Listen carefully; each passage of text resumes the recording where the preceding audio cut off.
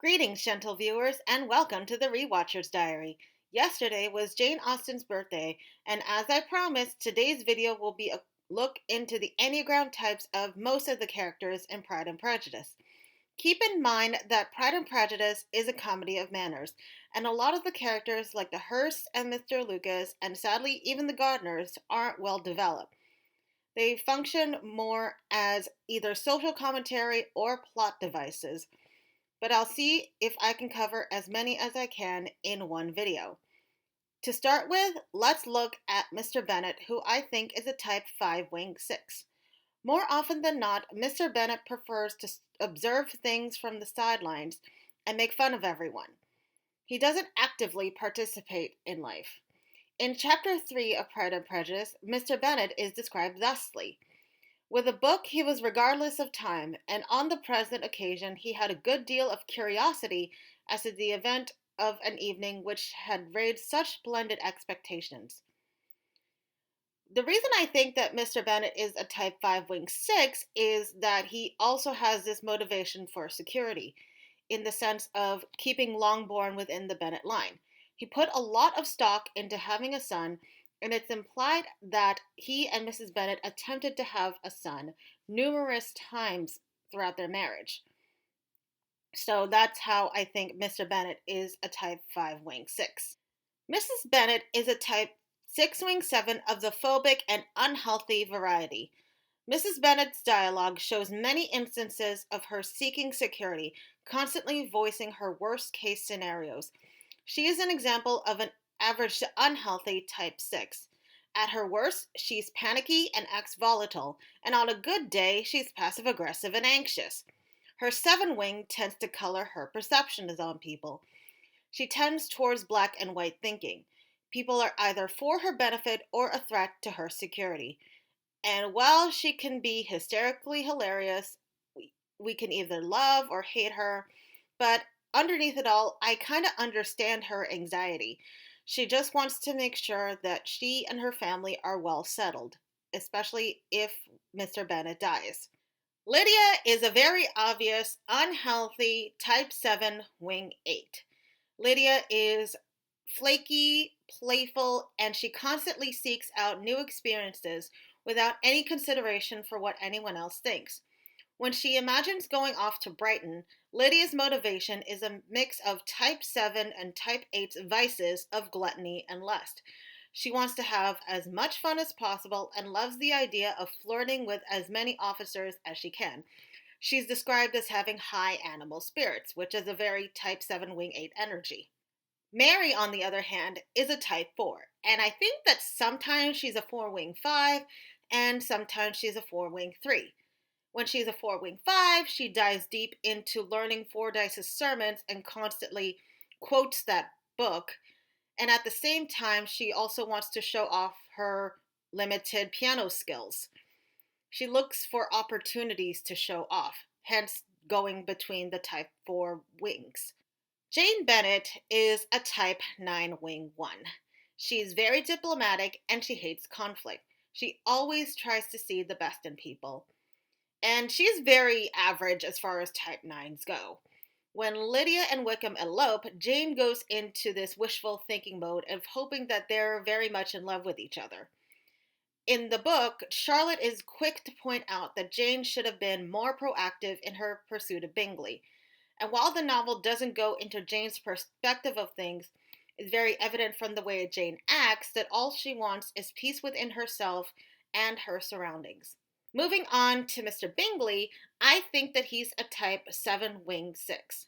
He's optimistic, very sociable, but he's also very indecisive. His 6 wing is evident with his loyalty to Darcy and his family, and his type 7 shows by his, genuine optimism. To quote the book, when I am in the country, I never wish to leave it, and when I am in town, it is pretty much the same. They have each their advantages, and I can be equally happy in either. He constantly seeks new experiences, but he enjoys himself in the moment, which is a pretty healthy type 7 thing. The unhealthy side of it, though, is just his indecisiveness, which he needs to overcome in the book. Speaking of the Bingleys, let's move on to Caroline, who is a very obvious type 3 wing 2. It's very hard to determine Caroline's true personality because she acts different ways around different people. She's a social chameleon, constantly flattering Darcy and playing up her accomplishments, constantly looking for opportunities to show off. Her hypocrisy shows when she acts very dismissive of Jane once Jane goes to London in hopes of running into Mr. Bingley. Caroline's type 2 wing shows in her tendency to meddle in the affairs of others, especially when it comes to who she wants her brother to marry. Charlotte Lucas is a type 6 wing 5 on the phobic side. Like Mrs. Bennet, Charlotte is seeking security, but unlike Mrs. Bennet, Charlotte is a lot more sensible. Her 5 wing allows her to be observant of everyone, and being a 6 at a core, she takes initiative in order to obtain security. She's very rational in choosing to marry Mr. Collins, and her motivations for marrying him are focused solely on her own security, as she is older than Elizabeth and doesn't have a lot of options in the time that she is living in. In contrast, Colonel Fitzwilliam is a type 6 wing 7, also phobic. He is part of the military, loyal to Darcy, has an outgoing demeanor, and a nice sense of humor. But he's more of a creature of routine than Bingley is, which is why I think he's more of a type 6 wing 7 rather than Bingley, who's a type 7 wing 6. Now for the moment you've all been waiting for, my deep dives into Elizabeth and Darcy. Elizabeth Bennet is a type 8 wing 9, sometimes 8 wing 7. The reason I think Elizabeth switches between 8 wing 9 and 8 wing 7 is because in social situations, Elizabeth is lighthearted and she uses her humor almost as sort of this defense mechanism, her protection. She chooses to laugh at Darcy's insult during the Meryton Assembly, even as throughout the book she basically nurses her anger internally and develops this prejudice from that first impression. Elizabeth's character arc throughout the entire book is focused on her learning how to be vulnerable. She's very protective of her family and herself, and she is very aggressive towards Darcy. Elizabeth's anger with Darcy during the Hunsford proposal is first centered on her sister and then on Wickham. Her 9 wings softens the harshness with diplomacy as she tries to let Darcy down easy, but once he gets on the offensive, she fights back. When Elizabeth is stressed, she acts like a type 5, overanalyzing and second-guessing herself.